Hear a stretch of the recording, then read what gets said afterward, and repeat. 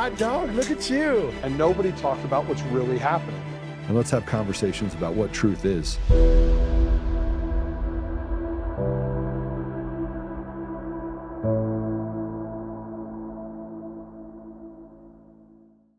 Communism is so often described as an ideology or a belief that exists somewhere other than in the United States.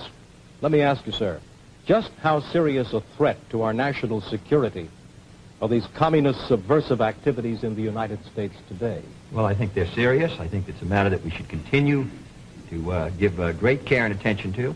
We should support the laws which the United States has passed in order to protect us from those who would destroy us from within.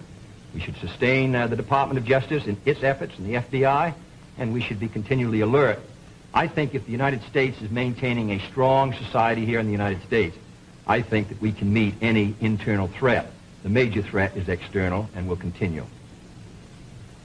For we are opposed around the world by a monolithic and ruthless conspiracy that relies primarily on covert means for expanding its sphere of influence, on infiltration instead of invasion, on subversion instead of elections, on intimidation instead of free choice, on guerrillas by night instead of armies by day.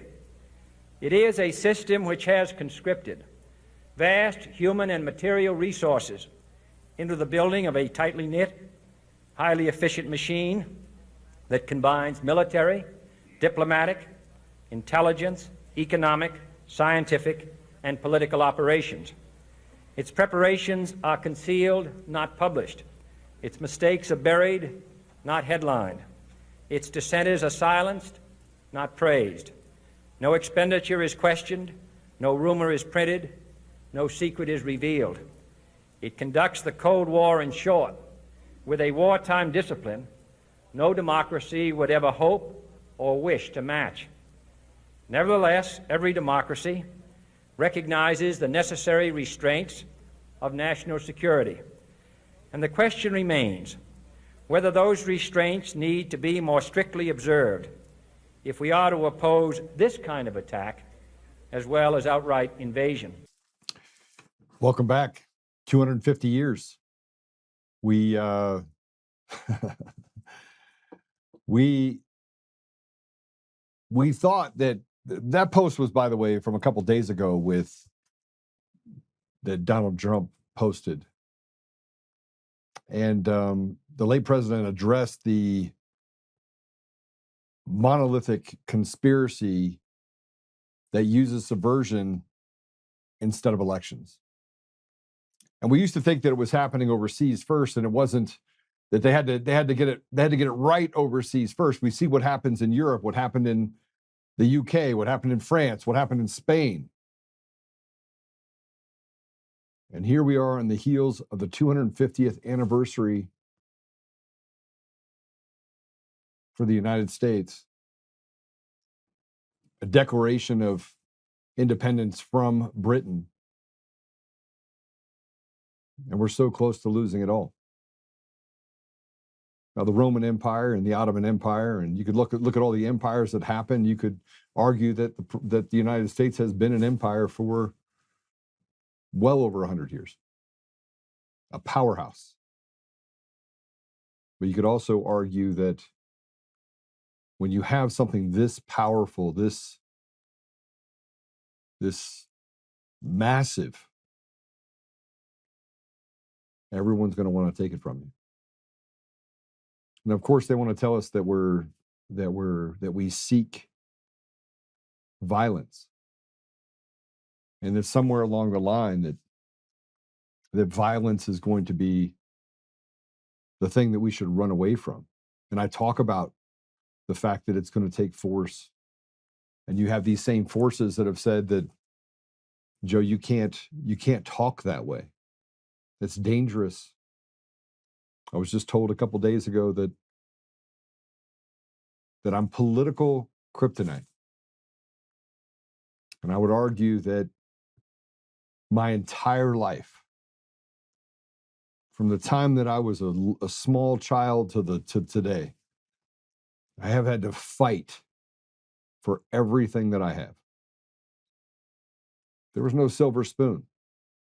There was no opportunistic roadmap for me. There was God's gifts that he gave me. And then there was the helping hand along the way that recognized my talent and ability. It was the American dream. It was what people used to look for. They used to look for people who were super talented. So for the 4th of July, I wanted to do a show that brought in some of the people that are out there trying to save our country, that understand this opportunity, this American dream. And I should have paid better attention over the last 30 years. I probably should have used my talents to stay in the Middle East and Africa when I was started there. But I had to watch my children grow up, and I had to make sure they were secure first. And now here I am. I thought I was out of the fray. I could step away from it, and I find myself right back in the middle of it, saying the quiet part out loud and what most people won't say. As they say things like, Joe, he's just a loose cannon. I'm not a loose cannon. Everything that I do is very calculated. It's calculated. And over the last 6 years, I've learned that many of the people that say they're on our side are just not. And that President Trump is facing one of the most dire environments that a human being could face. And I know because it's easy to see it when you've seen it. So I don't have a lot of time with Mark Cook. He's been on the road. He's been all over the place. He spoke at the Freedom Fest. And I just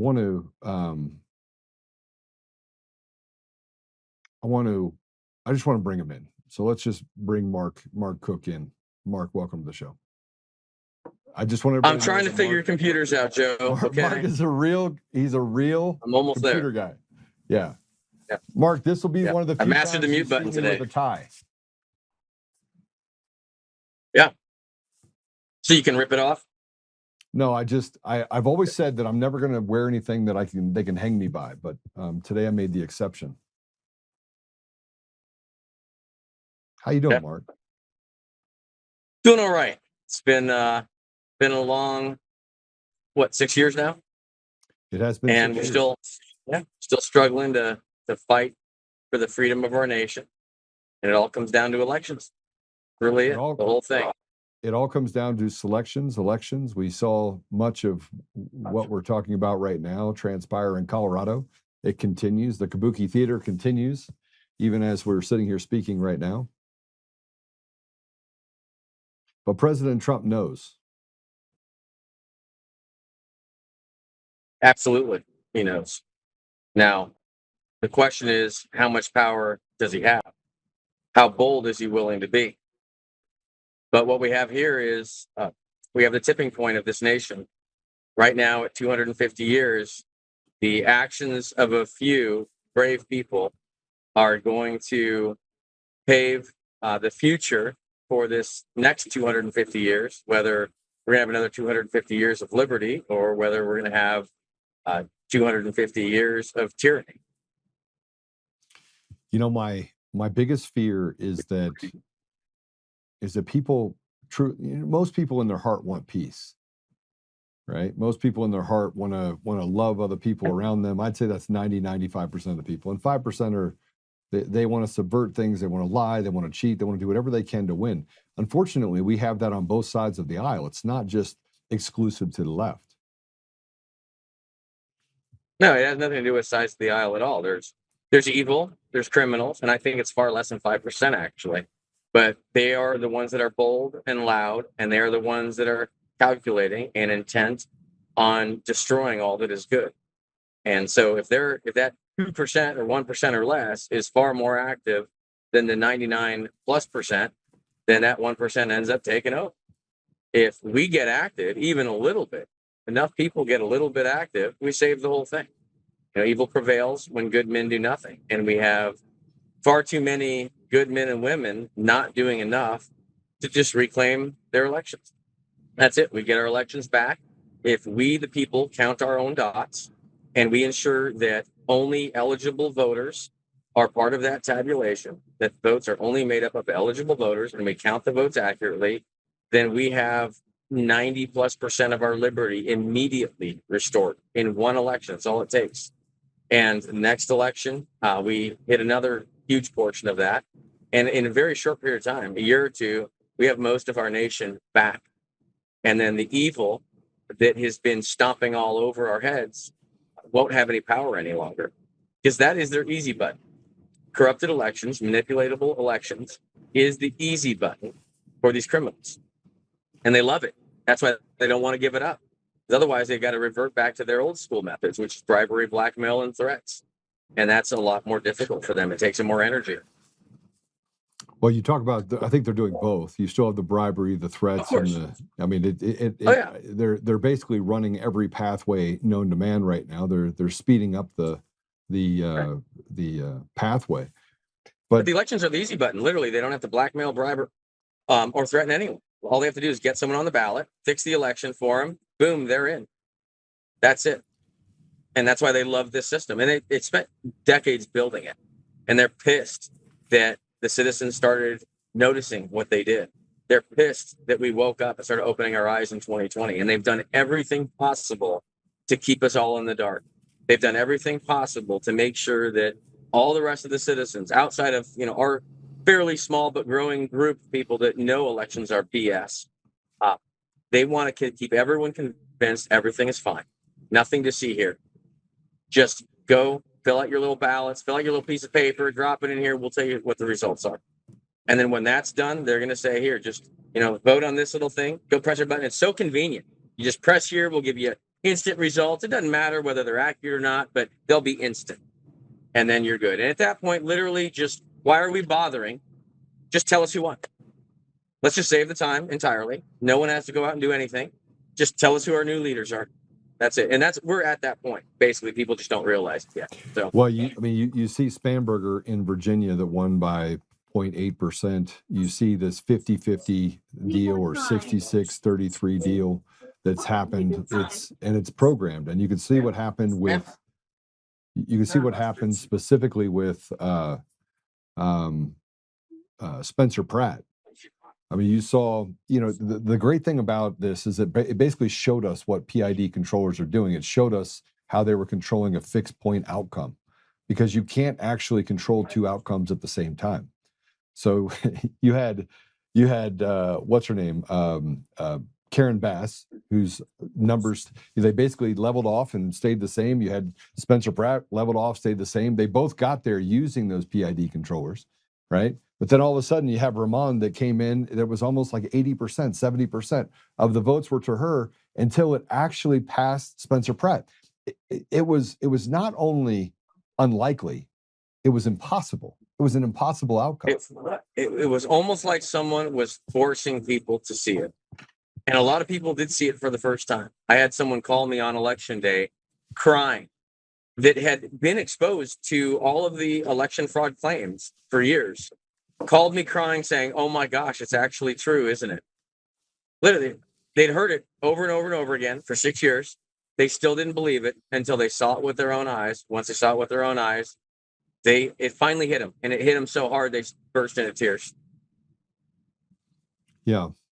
Well, I mean, we've got to get to the place now where we're 250 years. It's pretty, it's amazing that it's happening. It's all culminating, climaxing on this 250-year anniversary. But there's some serious problems. And I want to bring up one of those problems to you if I can. Then I'm going to place a couple videos for you. Yesterday, it was exposed that there was a man named Jeremy Lewin. And Jeremy Lewin was a huge Joe Biden supporter. And President Trump doesn't have the time to figure out who's going to be, assistant to the White House, deputy assistant to the president and senior staff for anything. I mean, he's not making. Basically, they give him a list and they're like, "Here's the people that we think you should do, and here's the history behind them." But this individual, Jeremy Lewin, just was pushed and moved to the White House as deputy assistant to the president and senior director for Western Hemisphere Affairs at the NSC. He's been serving as acting Undersecretary of State for Foreign Assistance, Humanitarian Affairs, and Religious Freedoms, leading the administration's overhaul of U.S. foreign aid. So this guy is directly related to Marco Rubio, which, I like Marco Rubio. I like the things that he's been doing in the United States. I hate the fact that he's stayed away from elections, hasn't talked about them at all.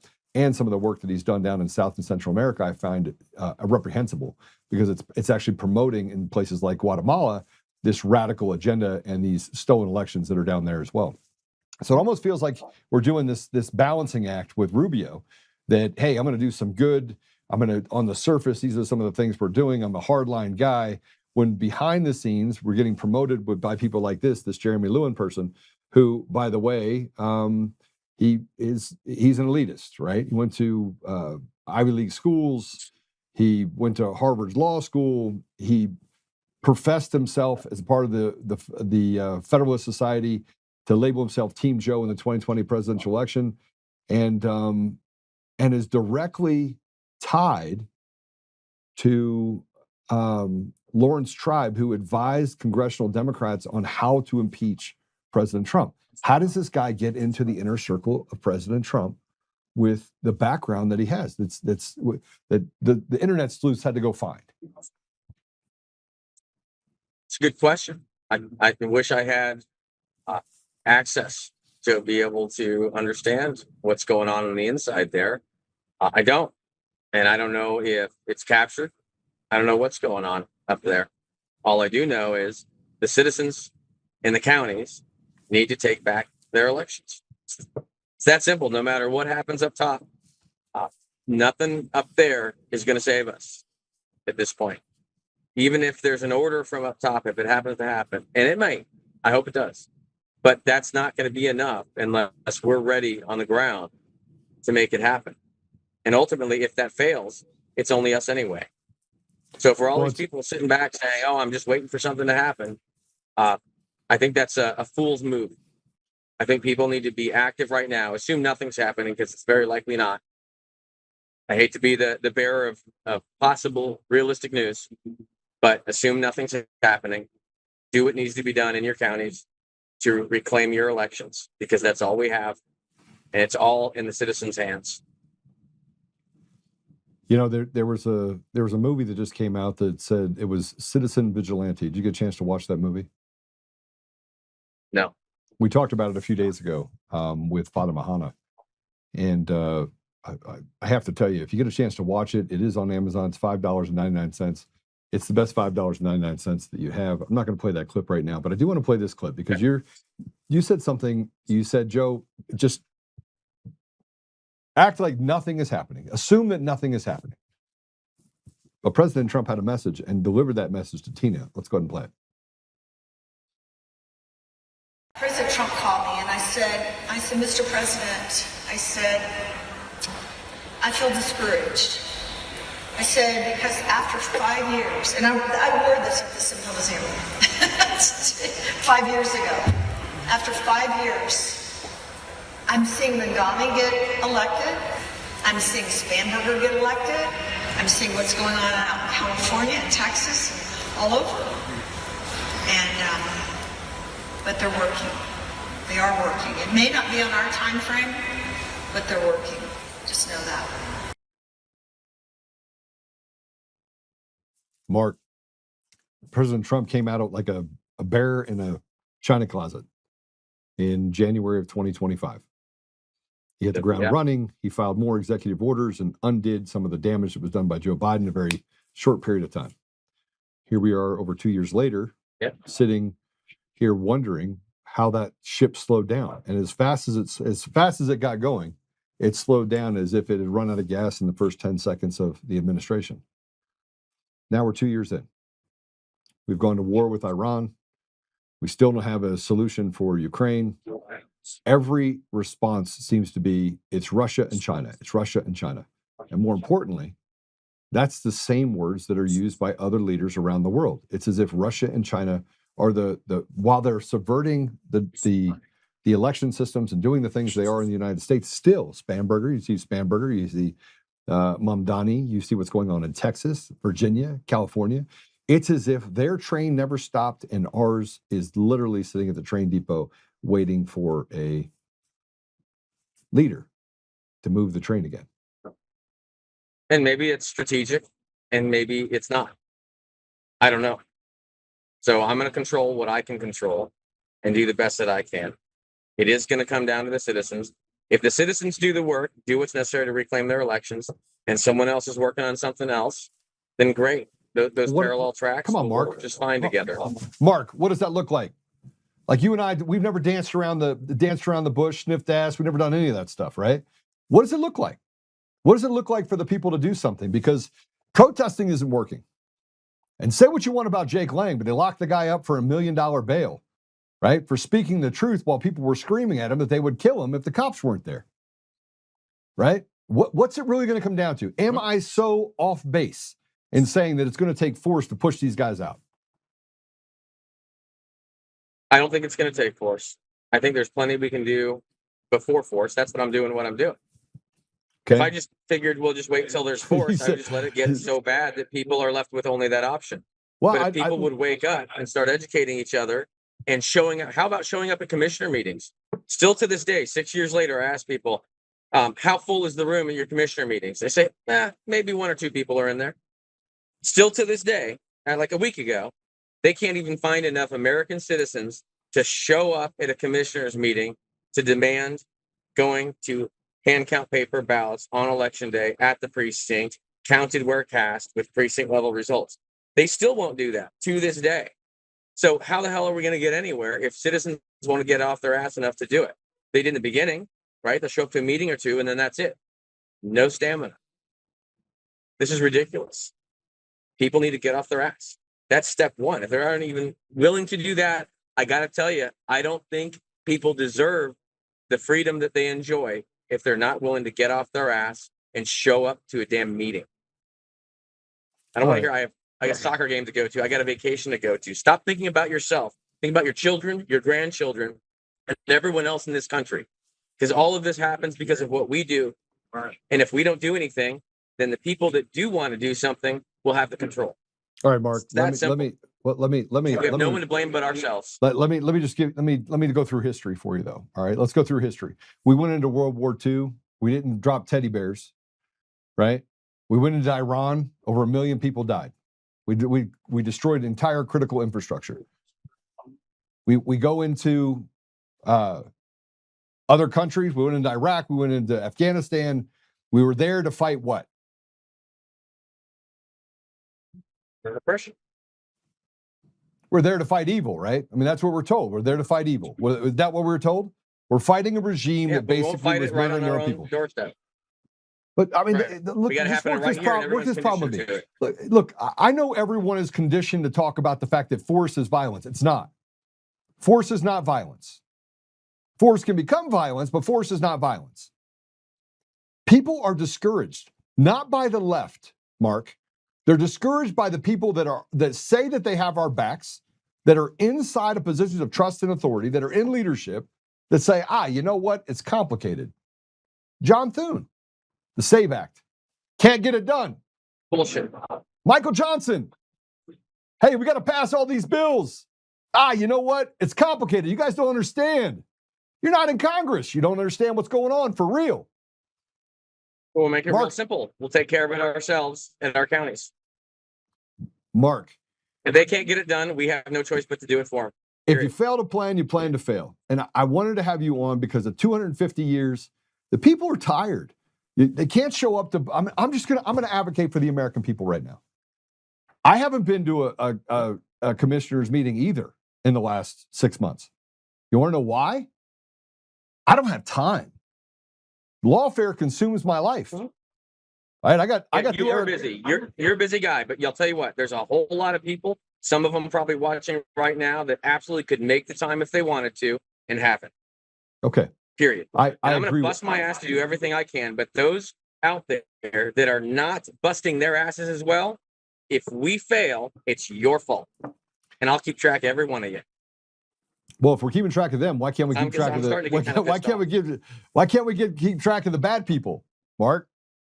Evil's evil. They're already tracked, right? Evil prevails when good men do nothing. So all the good men that are doing nothing, this is your fault. If So, we by don't the way, go through. this is the Mark I like. Me and Mark have sat down and had some like loud conversations. And Mark, I always come back to the same thing, right? We have to, if we fail to plan, we plan to fail. But we also have to have the leaders that are willing to go through the steps where they don't just talk, they actually commit and get things across the finish line. There's lots of things that can be done. Yeah, but those leaders can be any one of us, Joe. Any single person can stand up and be a leader. I do. The problem is I too many stand up. people are You waiting stand for up. other people that are supposed leaders to stand up. You stood up. I stood up. Right? We got people that have stood up, but we need more people standing up next to us. Okay. So let's talk about standing up for a minute. You have Lauren Boebert that goes on TV. The state GOP has, and this is in Colorado, your own state, the state GOP, and this is what I talk about. This is just another example of the fact that you get subvert. And by the way, your talk, by the way, at the Freedom Fest was fantastic. You had people that called me that said, Joe, same as you, but they called me and said, you were right. Like I watched, first time I ever watched it. These people thought I was crazy. One was my neighbor. He's like, look, the elections are fine, Joe. And I was like, no, they're not. He's like, I'm going to the Freedom Fest. I was like, good for you. Make sure you listen to Mark Cook. So he sat there, he took notes, he called me, and he's like, Joe, is Mark Cook for real? I was like, did you watch the whole thing? He goes, yeah. He goes, I don't know how to feel right now. So part of it is you have to wake people up. But the other part is that we have leadership on our side who are feckless cowards. I mean, Lauren Boebert has not done us any favors, right? But we have citizens expecting the quote unquote leaders to do everything for them. That's our biggest problem. So you got. We also have a problem with this. We have citizens that don't think that they run the show. We have citizens that think they need to wait for the leaders to do something, that they have to be told by their government what to do. We own this place.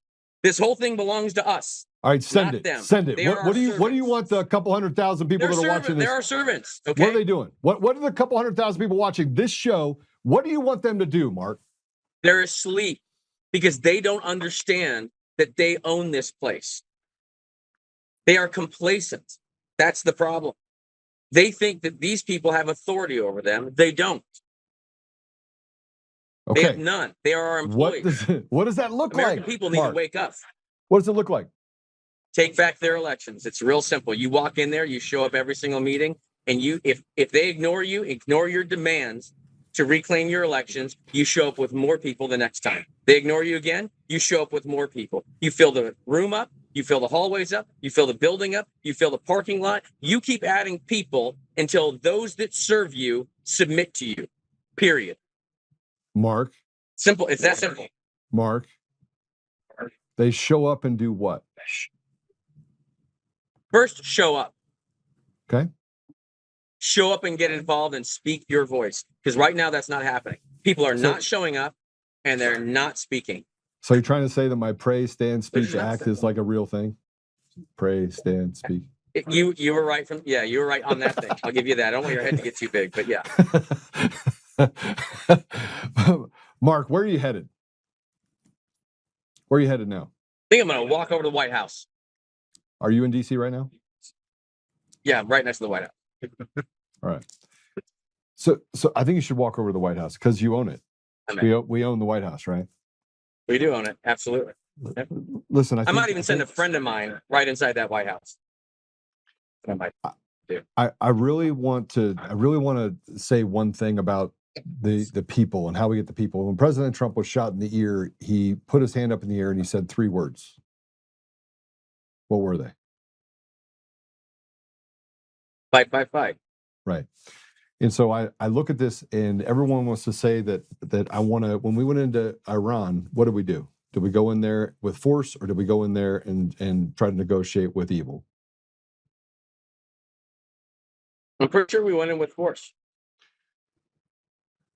I want to just paraphrase what I think you're saying. We don't need to go in there with force right now. I'm going to paraphrase what you're saying. Getting involved right now. So I'm talking to everyone here. Birthday of 250 years of our nation. A lot of blood's been spilled over 250 years.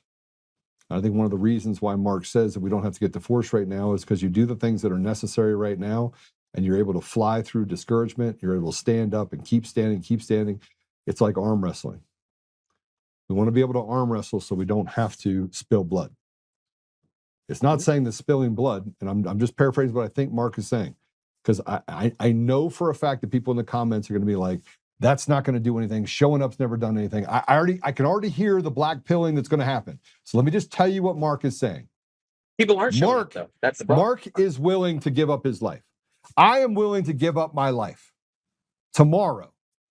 Tomorrow. If somebody called me and said, Joe, we need you to give up your life so that we can preserve the next 250 years, I would walk willingly right down the line and I would give up my life. What Mark is saying, though, is in order to get to a place where we are not required to fight evil and spill blood with force, we must be willing to do the sacrificing today that will lead to success where we can take back our nation because it does belong to us. That's what Mark is saying. He's not saying that it might not be necessary, that we might not get there. He's saying that if you do your part, we'll have a much greater chance of, even if it does lead to violence, does lead to force, it'll be a flash, very quick, it'll be done, and there'll be less blood spilled in order to get us back on track. That I think is the alternative. If we all stand up, we automatically will win. I guarantee it. There aren't enough people standing up. That's what J6 is all about. That's what all this is all about. Because they don't want us to stand up. They want everyone to be scared. Scare them all into submission. Right? Fear-based control. That's what it's all about. Yeah. Fear is their weapon. Right? And they lose their weapon when we ignore the fear. When we have no fear, we become more powerful than them. That's their greatest weapon. And our compliance is their second greatest weapon. Well, right? Get rid of the fear. Stop complying. We're done. We got it all. That's all we have to do. It's that simple. I actually think that's why they attack me on both sides of the aisle. I think that the thing is I don't have any fear. That's the one reason why basically they can't stop talking about Joe did this or Joe did that or Joe did this. Like I believe, and I'm just going to say it right now, Mark, thank you for going all over the country and educating people on what's going on with our election system. That's number one. At 250 years, it's going to be the most basic thing to make people understand how they've been turned into a slave so they can know how to fight against breaking the bondage that they're put in. We have got to get to a place where we stand together. Democrat, Republican, Independent, it hardly matters. There is a small section of our society, both on the left and the right, wings of the same bird, that touch, that don't care about the people. We're a inconvenience to the self-serving nature of this political machine. So, Mark, I'll let you go so you can go to the White House. I hope you get in there and have a nice conversation. Put on a tie, by the way. It'd be if you're going to go see Mr. Can I borrow that one? I said that I would never wear anything that they could hang me by, and so I'm gonna keep this. Before you go, though, I want to just share this with you. Get your last thoughts on this. This is Trump and talking about the SAVE Act and the Supreme Court ruling on mail-in ballots. He was asked the question, and this is how he answered. Let's play it. You have any questions? Mr. President, what do you make of the Supreme Court ruling today in regards to the mail-in ballots, and what comes next for the SAVE Act after today's ruling? Well, because of the mail-in ballot ruling, which was a little bit surprising, gives people more time to vote illegally, let's say. But the SAVE Act is even more important, and that's the right. You have to be a citizen of our country. Okay, you have to show you're a citizen of our country, called citizenship. Voter ID by photo voter ID, and no mail-in ballots unless you're in the military, disabled, you're ill, or you're away, or even on a vacation. We're being very open about it. It's pretty easy. And we'll have honest elections. But the ruling, which a lot of people were waiting for, that was a ruling that was, I think it was very detrimental to honest elections. But it is what it is. Basically, they're keeping it a little bit the way it is now. They may have a little bit of a restriction on based on the wording. About firing a parliamentarian. And then you have the very important one, the Slaughter case, which we'll talk about if you ask that question. But the parliamentarian, what were you asking about? Yeah, have you talked with Thune about?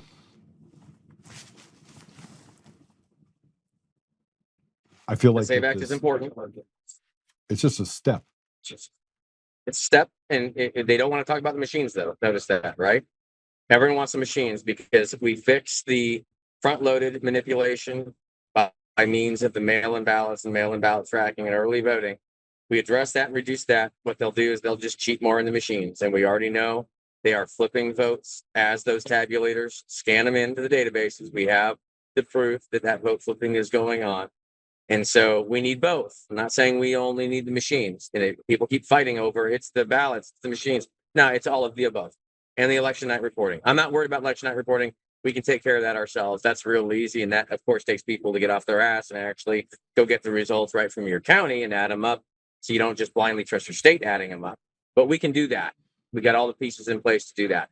But the machine, funny business, the machine shenanigans, and the mail-in ballot shenanigans, we got those. So if the SAVE Act takes care of one and we take care of the machine on the other, we've got it, and we can restore our integrity to our elections, and we can restore our republic, and we'll restore our liberty for our children and our grandchildren for another 250 years. God bless you, Mark. I appreciate all the work that you're doing. Enjoy Washington, D.C. and my old hood. And we'll see you soon. They're talking about you here. They are? Yeah. Nah. Yeah. Tina's there, I know, right? I think she is.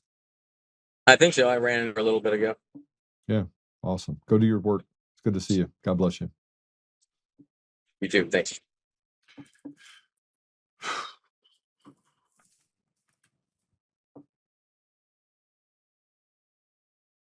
I prepared for nothing to work out. I prepared for, in large part, I prepare for the promises that are made and the disappointments that come because those promises were never kept. I think President Trump has done amazing things over the last 2 years. I don't pretend to know knowing how far along Iran was, or even whether or not the decisions to go into Iran were tethered to Israel. I don't pretend to know that I have had a seat at that table, because I haven't. I think one of the most dangerous things that we do is that we armchair quarterback regardless of what position we're in. And obviously I have more inside information than most people do, but I don't have inside information into that. I have inside information, and when I talk about that, and I talk about what happened in Ukraine, specifically the 8-year war that they had between Russia and Ukraine that was boiling over till 2022, and some of the things that I was privy to, information privy to, that was happening in Ukraine, that led me to say these words: I will stand with Russia every day and twice on Sunday before I ever stand with Ukraine. You never stand on the side of the devil, not even for a minute. Now, those words cost me my friendship for a short period of time with Max McGuire, who was my co-host for years before. Matter of fact, he ran the show and ran Things Happening at Conservative Daily. And over the last 14 years, 20 years or so, every day I wake up, I keep thinking that I've figured it all out. And then something else happens, and I find out that it really was more complicated and there was more information than I had. But I see what the media has been able to do to convince tens of millions of Americans to change their profiles to a Ukrainian flag, for the media to call people who stand against Ukraine un-American, to forgive the trespasses of the Azov Battalion, which is a Nazi battalion that frankly hates everyone, diabolical group inside of the armed forces of Ukraine. They forgive the fact that there are bioweapons and bio labs all over Ukraine. That was just confirmed by Tulsi Gabbard on her way out the door.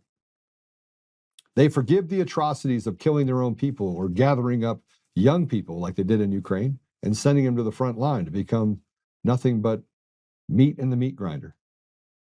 They forgive the fact that Ukraine killed a journalist, Gonzalo Lira. They tortured him to death and then said, oh, he died of natural causes. They forgive the atrocities that showed up in videos over and over and over again, while blasting Russia. And while I'm sure that Russia has its own atrocities, we also then forgive ourselves.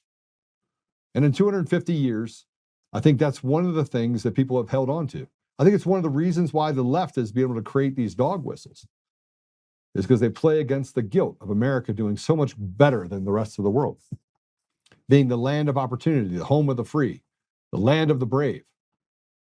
And so we say things like we committed atrocities against the Native Americans, that we lived in a segregated society, and we pushed blacks into their own environment.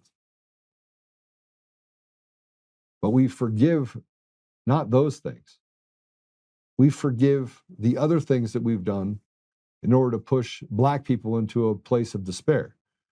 And eugenics, coming from a person named Margaret Sanger, that made abortion a right. We were able to convince an entire generation of people that killing your baby was the answer to financial woes that come with having to raise a child.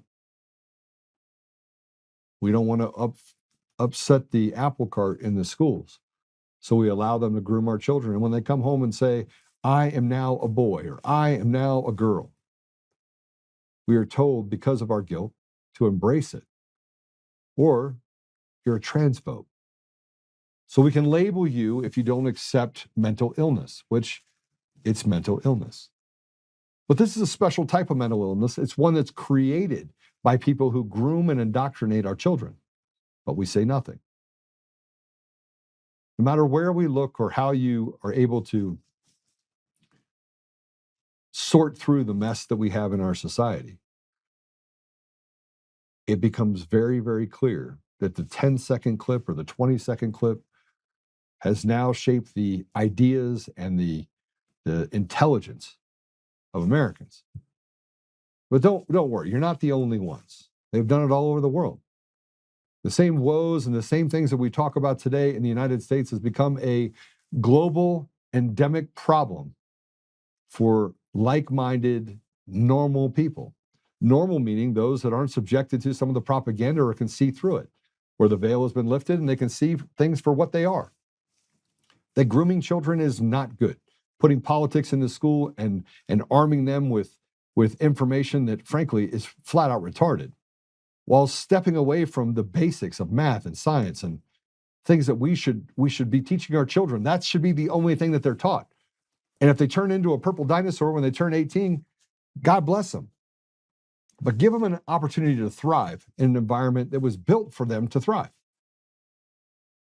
But the same thing is happening in Australia and in New Zealand and in the UK and Spain. But they're starting to figure something out. See, in the UK, you can rape children, rape young girls with impunity, and the judge will let you out. Well, what is happening in the United States now that mimics that completely? And by the way, if you're white in America, you're an albatross. You're an abomination. They're doing everything they can to push you into a hole. But sooner or later, you basically are cutting off the lifeline of the very thing that you want to thrive within. When you alienate any group of people, you create friction. And sooner or later, people start to wake up.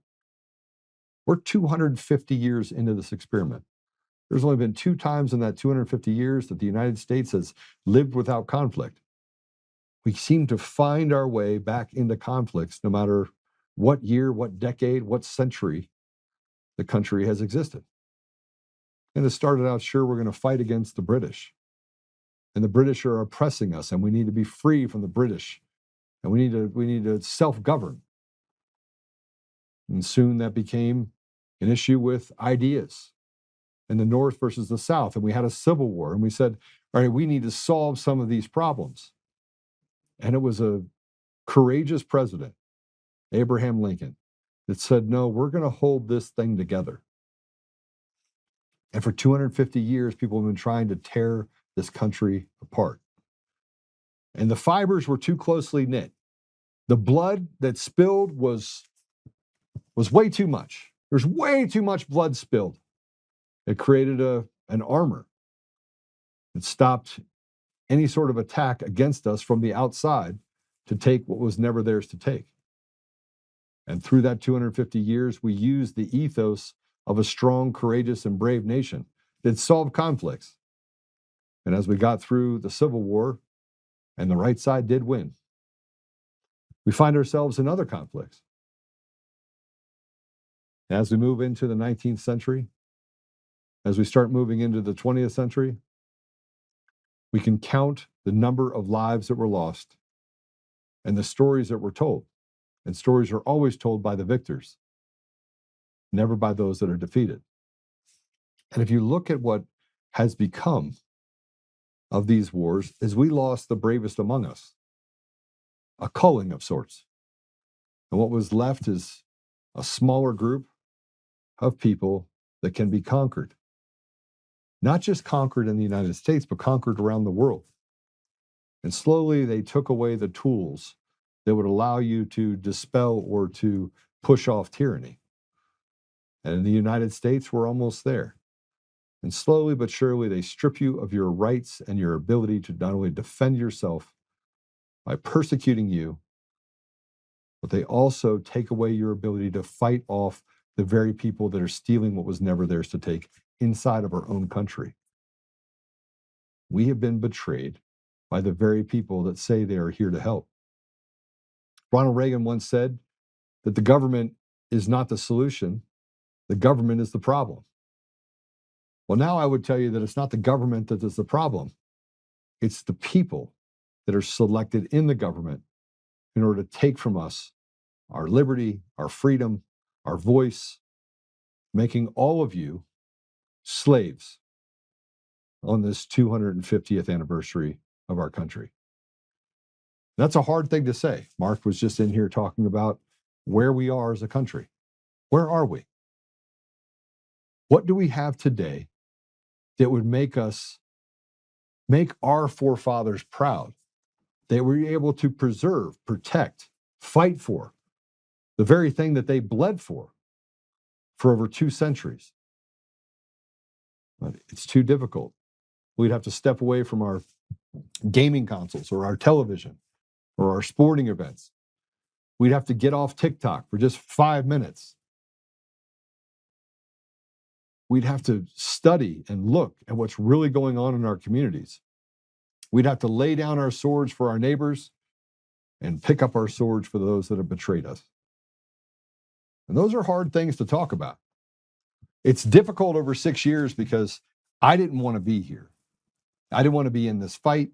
6 years ago, I thought, man, I had accomplished everything that I said I would do. I'm going to retire by the time I'm 45. I was like, this is a foregone conclusion. I'm going to do it. I had built something spectacular. And then if you have a plan, go ahead and tell God what your plan is so he can just tell you that's not the plan he has for you. And over the last 6 years, I've spent time talking to people and having to fight against the very apparatus that wants to pick and choose words that I've stated and say that is the ethos of Joe Oltmann. Kyle Clark does it quite often. And in the 6 years, the 2 hours a day, if you add up all the millions of hours that I've spoken either on a public stage or in any number of the 50 states that I flew to over the last 6 years, they settle in on a couple things. Joe's an anti-Semite who said he wants to kill his adversaries. That's it. All the hours come down to 5 clips. They get to call me a MAGA podcaster. I'm not even sure what that is. They get to say that I promote violence while they send these guys to my house to do harm to me or my family. They want to talk with tough words until I say, well, why don't you just show up and let's have the conversation face to face. Get in the middle of the street in our boxers and just duke it out. And in the middle of the last 6 years, I count the blessings that I have, but I also count the cost. I count the cost of Tina Peters going to prison. I count the cost of President Trump being shot in the ear. I count the cost of somebody hiding in the bushes on his golf course, wanting to do harm to him. I count the cost of Lee Keltner, killed by an unlicensed security guard for 9 News in Colorado.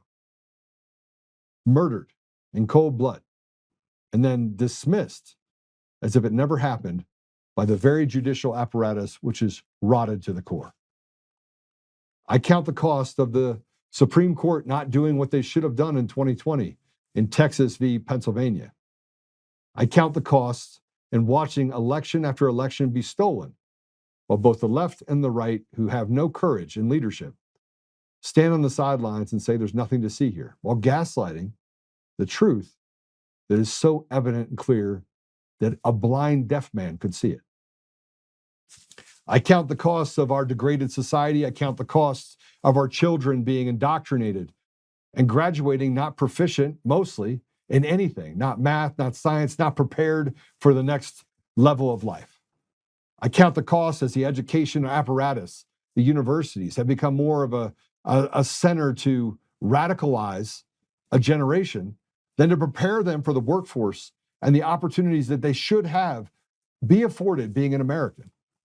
I count the costs as millions of illegals come across the border and rape and murder and do harmful things to people in our community while we step over the bodies of our veterans and hand them entitlements that would make even the poorest among us thrive. I count the cost as you have radicalized Muslims that have built entire communities that suck off the tit of the American people, with men going and having 3, 4, 5, 6, 7 wives and 3, 4, 5, 6, 7 homes, and filling out a form that says, yeah, I'm single with 8 kids. Give me more money off the Americans. I count the cost of every American paying 56 cents on every dollar to a government entity, keeping less than 50% of what they are. I count the cost of a near record high 70, 75% divorce rate in the United States because families cannot thrive. They can't stand together. They can't operate together because they're too busy just living to survive. I count the cost of a healthcare system that is so rife with corruption and so filled with the selfish desires of a few that it makes things almost unattainable. I count the cost of cancer being the one thing that they said that they were going to solve this problem. And yet there's no money in solving cancer, but there's money in death. There's money in trying to keep people alive using things that have been around for 50, 60 years. They've been studying cancer for nearly 100 years. And yet we're no closer to having a solution to the problem. And anytime there seems to get to a place where we can solve the problem, it's swept under the rug. I count the cost of the degeneracy that we have in our society that is driven by dollars and not driven by morals and ethics, which is what it should be driven by. And most of all, I count the cost of us pulling God out of our communities, out of our country, and us standing on the sideline like cowards, unable to stand up for what is right because we're so afraid of the bully pulpit might put that scarlet letter on you and send you back into your community. I count the costs. JFK counted the cost. President Trump counted the cost.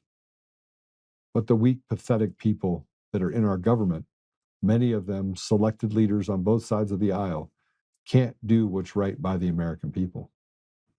Can't do it. They can't break the filibuster because they're deathly afraid that that's what the Democrats will do. But what do the Democrats do in 4 years? We're guilted into an environment by propaganda of what it might make us look like and not what the outcome would be for the people if things like the SAVE Act were passed. We're nearly $40 trillion in debt. We have a handful of nations in the BRICS community that have depegged or are depegging from the dollar, that are building their own economy. Many of those nations don't face the same problems we have in the United States. They wouldn't allow it. You look at the strength of China, and they become our mortal enemy. And it's all their fault that fentanyl is on our shores. It has nothing to do with the fact that we haven't been able to hem up our shores and put criminals in prison and make them stay there. It has nothing to do with the fact that we don't invite the brightest and the best into our country We allowed the drebs of society to come in here and turn this into a cartel country where they can operate with impunity. And when in doubt, the cartel media, the mainstream media, get to pick winners and losers and stand as an interference to those cartels. Where are we at 250 years? We're still a thriving nation. We're on life support in some areas, and in other areas, we're just wounded. But there is hope. There is hope. You know, the first piece of hope is, in the end, really doesn't matter, because we're going to leave this place and go to a place and be with Jesus. And people will have the opportunity to hopefully repent for the very evil things that they've done. And those that don't, may they be damned to hell. The other side of it is, though, is that what we won't do, God will do. President Trump was not supposed to be elected in 2024, but he was. In 2024, they needed to take those chess pieces off the table. President Trump can only run for 4 more years. And by taking him out of play while still stealing everything around him, Spamberger, the elections up in Pennsylvania, in Texas, Colorado, California, we could see it with our own eyes. They just continued the same thing and just like, we're going to put Trump in there, but we're basically going to take everything else. And as we head into this midterm, I know President Trump is shaking his head and thinking to himself, how do I have a Julius Caesar moment when there are so many Judases and Brutuses around me? He can see it. He's not stupid. And much like this young man, Jeremy Lewin from Ivy League schools, they pick and choose winners and losers based on whether or not the books they've read. The books at Harvard are they're not heavier. They don't have more information in them. It's a fraternity. It's a fraternity of do things the way we want you to do things. Or that's their call letters. I went to Harvard. The American people have been left behind so long ago. But the hope is that President Trump does what is necessary, and I believe he's going to do it. But he's not surrounded by strong men and women. He's not. He's not surrounded by people that care about the American people. They're doing a job. They're infected with the power and the money that comes with being in that position. And President Trump is just not interested in that. But we do have the people. Mark's right. We have the people. We have the ability to stand up and do something. And at 250 years, we have a path where at a fork in the road, the American people stand up, and maybe it gets to the place where we have to have force. I pray it doesn't, but I'll be honest. I think it's headed that direction. I was not kidding. I personally believe we know who the targets are. We know. And the American people, in large part, are tired of being beaten by some made-up narrative and dog whistles that don't apply to any of them. While again, they go to the American people and say, we're going to pay reparations. American people are like, with what left? I don't have anything left. You've taken it all from me. I rent my home from you. I pay a tax everywhere I go. There's a camera on me at every intersection. My children are being indoctrinated and groomed. You're destroying the family foundation. We can't seem to stick everything together. What do I have left? But the devil is never happy with a portion of society. He wants to take all of it. But when Jesus was up on the hill and he says, I can give you all this. And he's like, no. He wants all of it.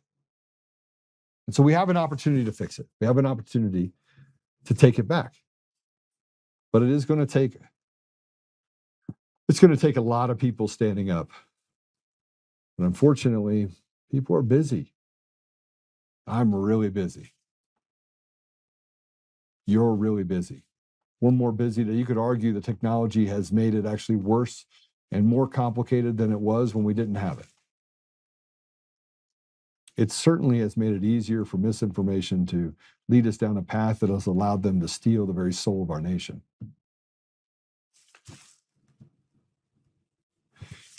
If we don't pass the SAVE Act to start, if we don't file an emergency action that looks at what's happening across the world, if we don't rein in the Supreme Court, which the Supreme Court is trying to do this thing where they're trying to balance and give both sides an edge in order to create this friction that hopefully holds it together. The fiber of the nation is never held together by friction in the middle. It's just not. But if we don't do something in this, then we will have nothing. And in 5 years, this will be a country that'll be unrecognizable. It'll happen that fast. Here's Schumer, Senator Schumer, being asked about the SAVE Act. I want to play this because man, this is like saying the quiet part out loud. Go ahead and play it. Leader Schumer, you recently said the Save America Act would stop 25 million people from voting. Why did you not say citizens? Is this an admission that aliens are voting in American elections? Is the housing bill more important than securing elections, Mr. Leader? Thank you. So I want to be clear. He's in Congress and he doesn't have to answer to anyone. He doesn't have to answer anyone. He doesn't have to answer any questions. They don't have to answer questions. They don't have to be accountable to the American people. At some point, it is going to become very, very clear what the path is. And right now we can see it, but we want to stay away from it. Mark's right about one thing. We have more power than we know. We have to build unlikely alliances. We have to get to a place where we have community. The FBI screws that up because then they come in and try to get people to do crazy things. They did it in January 6th. They did it up in Michigan. They're constantly creating this thing where they have their confidential informants that go into environments and say, hey, listen, I need you to go in there and I need you to create chaos right there. Chaos agent number one would be Jovan Pulitzer. That guy caused more chaos in the election environment than and caused more problems that couldn't see past. And there's more. You have Sharona Bishop, another chaos agent, who everything that she touched turned to crap. And there's more. There's more. And as you walk through this pathway and you look at all the things over the last 6 years, we start looking at the culmination that it was never designed for us to get to 250 years. They wanted to cut it short before 250 years. But now we have something to hold on to and something to defend. 250 years of this country's freedoms and the blood that was spilled before us needs to be the one thing that we look at when we defend and protect this great nation. And it is a great nation. Make America great again. It always was a great nation. It accomplished more than any other nation out there that had been around for 700, 800, 900 years. The greatest innovations in the world came from here. The most brave warriors of the world came from here, the United States. The United States has never walked into a war and not had a plan to win. They never walked into a war and said, oh, you know what, we're going to lose, because they haven't lost. And you could argue that Vietnam War, we lost that. We lost it politically. We didn't lose it militarily. The same thing with Iraq and Afghanistan. We failed to actually solve the problem because it made too many people fat and happy. It made them wealthy. You start looking at the war machine and how that war machine was funded and how these lobbyists walked around Washington saying, no, we don't want to solve it. And when Joe Biden went in and pulled everything out and created all the chaos and left behind $78 billion of equipment and watched 13 of our service members get blown to bits while having the intel to know that was going to happen, it showed you how insignificant the American people are in the political apparatus or the machine that feeds it and or funds it. And yet we have this thing, but God. So if I leave you with a message on this 4th of July, it'll be this. We are a blessed nation if we allow ourselves to be a blessed nation. When we look at the things where we take them to God and we pray first and we stand up and we speak truth and we act in that truth, if we do the things that are biblically recognized as the blueprint for saving our nation, we will save our nation. And if we fail to do those things and we want to be an armchair quarterback, or we want to create environments where we create chaos and we stand behind candidates, or we stand behind environments that we know either aren't true or we're unsure of, we cause ourselves the consternation that leads to defeat. We have to be very clear. We don't want communism. We don't want socialism. And then we fight against it. But the DSA is not our problem. Our leaders are our problem. And the people above those leaders that are pushing down DEI and pushing down this woke ideology and the Green New Deal and all the other stuff that frankly consumes us as another hole in the boat. We miss the forest through the trees. It's all about creating an ant colony where they can control and do whatever they want to us, whenever they want with us, and they are above the law. It's become very evident that they are above the law. Now we can see it. We can see that they've created an environment where it's them versus us. But the us is not a Democrat or Republican or independent, it's the people. And the same thing can be said about the Democrats, is said about the independents, said about the Republicans or the libertarians. We can feel the pain, but we keep being told that the pain is the other group of people, when in actuality, we should fixate on the thing that has betrayed us for generations. That is leadership that created the machines and created the mail-in ballot fiasco and the ranked choice voting and took away the voice of the people while saying there's nothing to see here, safest, most secure election in U.S. history, while letting EBITs and betrayers and traitors stand up on national stages and say, there's nothing to see it here, President Trump is wrong, even though they know what they're saying is a lie. We have God. We have God. So if we pray to the Lord, we never become the very thing that we're fighting against. Prepare for the fact that we might have to use force. Stand up, speak the truth, and act in that truth. Mark is right. Show up to the board meetings. Show up to the county commissioner meetings. Show up. Create an environment where you are build a brotherhood. And we should be growing that across the country. Problem is we don't trust each other, and we're too busy. And frankly, shit's just not working out in most people's lives. A lot of bad stuff happening in most people's lives. But you got to find time. You got to find time. So let's close it with this. I'm wearing a tie. I wore a tie because, I had to do a couple of shows on different networks. But I said I wouldn't wear a tie. And then I was like, you know what? I'm going to wear a tie. So hell is frozen over. I wore a tie. I wore the very thing that they can hang you by. Now, I will tell you this as well. Maybe you should do something that you don't want to do. And I know that wearing a tie is not wanting to do is kind of a small thing. It's not, though. If you're me, you spent time in places where wearing a tie could be rather dangerous. Maybe it's time that we start doing things that we don't want to do, so that the next generation doesn't have to endure things that we didn't want them to endure. All right. Apple Podcasts, Google Podcasts, Spotify, Pandora, iHeartRadio, TuneIn, and more. We are now on Roku. We have an app. Whoo, this is going to be great. We've got some pretty big announcements coming over the next couple of weeks. Keep in mind that some of it is going to change the way I do the show. But it's also going to add some pretty fun elements to what we're going to do in the future. So let's go ahead and pray it out. Father God, thank you for the opportunity to be here today. Thank you for Mark. Thank you for Tina. I can't help but feel a little bit of just, I feel torn. I feel torn by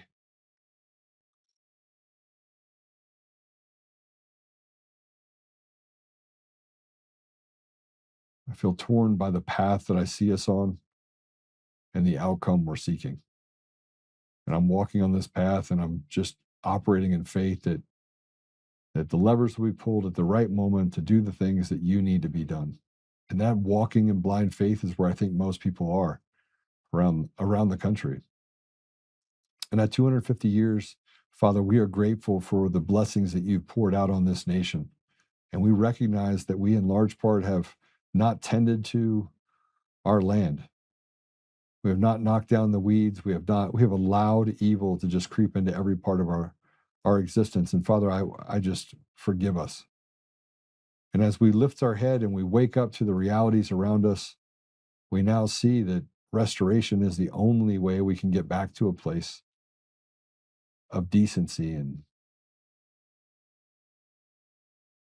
so, Father, I just ask you to give us the pathway, give us the courage, but also give us the patience to walk this path.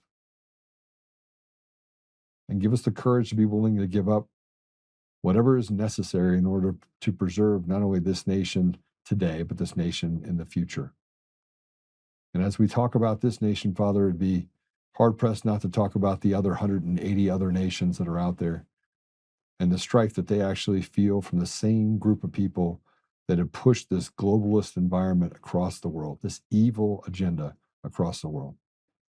So, Father, I just ask that we can break these chains from these globalists. We can stop the turmoil and the evil that has been gripping not only our society, but societies around the world.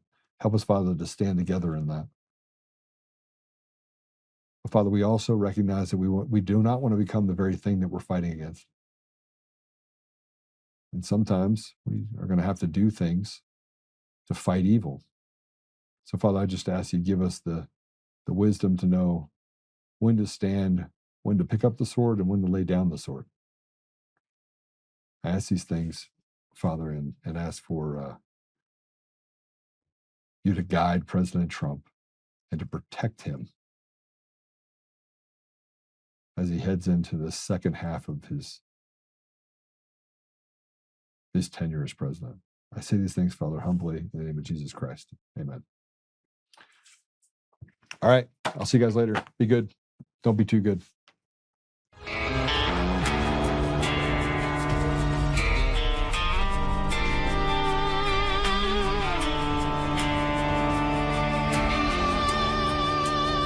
Rise up untamed in the heart of the fight where the wild ones roam. Joe Oltmann's calling, bringing truth back home. From conservative daily to this untamed fire, we shatter the silence, lifting spirits higher. No chains can hold us, no lies can prevail. Authentic and fearless on this rugged trail. Patriots gather under stars and stripes. Untamed nation, igniting the night. Untamed nation, let the truth roll out in this land of the free. Standing proud from sea to shining sea, we won't back down. Catch the fire, wear the crown. Untamed nation, it's our battle song, motivating hearts where the brave belong. Yeah, untamed and wild, forever strong. Play it again all night long.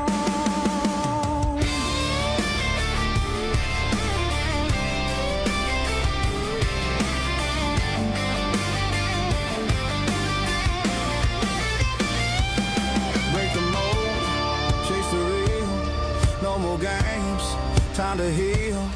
Joe's voice leads the untamed crew. Truth matters through and through. Untamed nation, let the truth roll out in this land of the free. Standing proud from sea to shining sea, we won't back down. Catch the fire, wear the crown. Untamed nation, it's our battle song, motivating hearts where the brave